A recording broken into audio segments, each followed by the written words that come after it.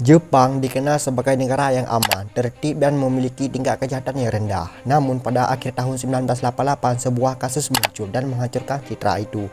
Ini bukan tentang pembunuhan biasa, melainkan kegagalan sistem. Kejahatan dilakukan bersama-sama dan seorang gadis remaja yang seharusnya pulang ke rumah namun tidak pernah sampai.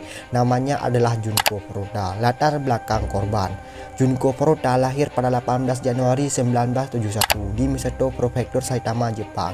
Saat kejadian ia berusia 17 tahun dan masih bersekolah di SMA. Ia dikenal pendiam, rajin, tidak punya masalah dan fokus pada keluarga serta pendidikan. Ia bukan anggota geng, tidak pernah keluar malam dan tidak memiliki catatan buruk. Ia adalah remaja biasa dan justru itu yang membuat kasus ini terasa sangat mengerikan.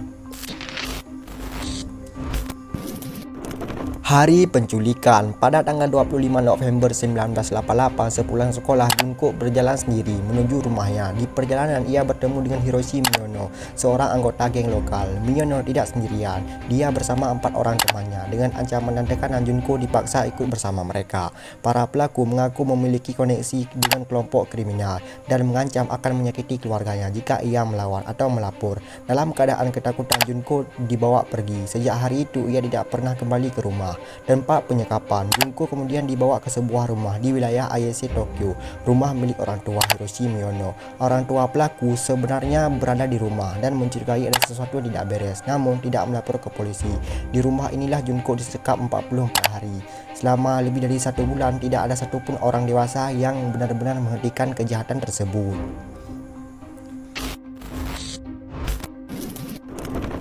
Jumlah pelaku. Ada 4 pelaku utama dalam kasus ini, yaitu Hiroshi Miyono sebagai otak kejahatan serta Jo Ogura, Shinji Minato, dan Yasushi Watanabe. Mereka semua masih remaja, merupakan anggota geng, terbiasa dengan kekerasan dan merasa kebal hukum.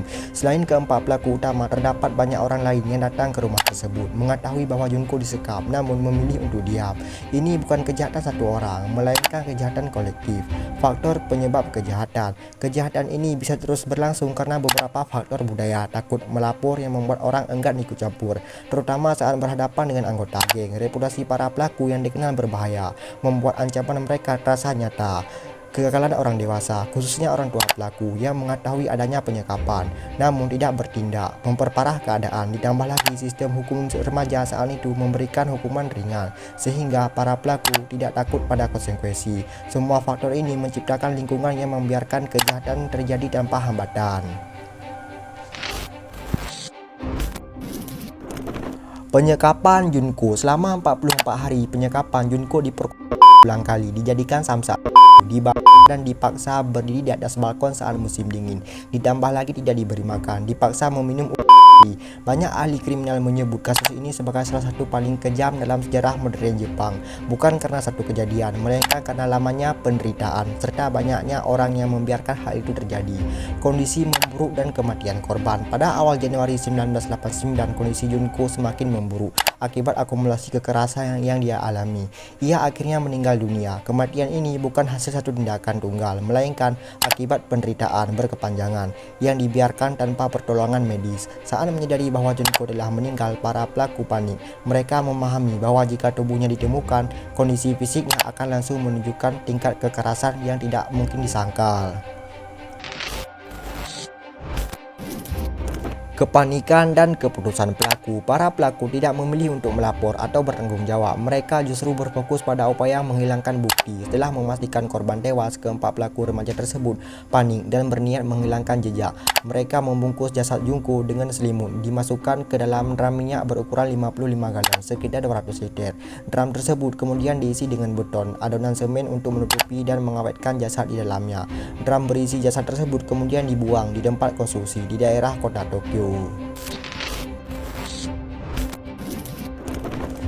Penemuan jasad. Jasad Junko baru ditemukan pada 29 Maret 1989, hampir 3 bulan kemudian, setelah seorang pekerja konstruksi merasa curiga dengan drum yang berbau busuk dan berisi beton yang mengeras. Kenapa disemen dalam drum? Karena mudah didapat dan dianggap cukup besar. Sementara semen digunakan karena diyakini dapat menutupi bau, memperlambat perubahan fisik yang terlihat dari luar, serta menyulitkan proses identifikasi.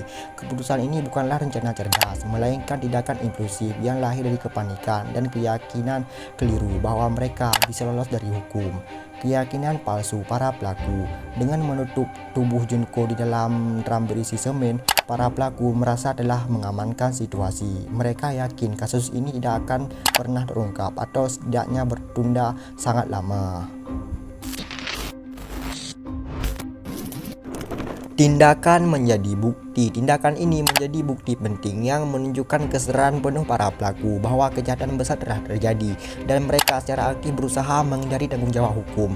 Akhir terbongkar. Kasus ini akhirnya terbongkar bukan karena laporan warga atau intervensi orang dewasa, melainkan akibat konflik di antara pelaku dan kecurigaan polisi terhadap aktivitas geng mereka. Dalam proses interogasi, salah satu pelaku akhirnya mengungkapkan apa yang sebenarnya terjadi. Dari situlah lokasi ditemukan, fakta terkuak dan seluruh Jepang dibuat terkejut.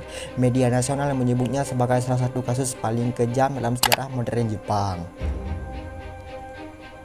Reaksi publik dan keputusan pengadilan. Putusan pengadilan kemudian memicu kemarahan publik karena para pelaku masih di bawah umur saat kejadian. Hukuman yang dijatuhkan tergolong ringan dan identitas mereka sempat dirahasiakan. Banyak masyarakat Jepang merasa hukuman telah gagal melindungi korban, memicu kritik besar terhadap sistem hukum remaja. Kasus Junko Furuta mengubah cara Jepang memandang kejahatan remaja dan menjadi simbol kegagalan sistem sosial. Junko Furuta bukan hanya korban kejahatan, tetapi juga korban dari ketakutan, pembiaran dan sistem yang lama bertindak. Kasus ini mengingatkan kita bahwa kejahatan paling mengerikan sering terjadi bukan hanya karena satu orang jahat, tetapi karena banyak orang memilih untuk diam.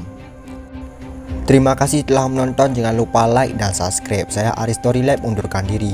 Bye.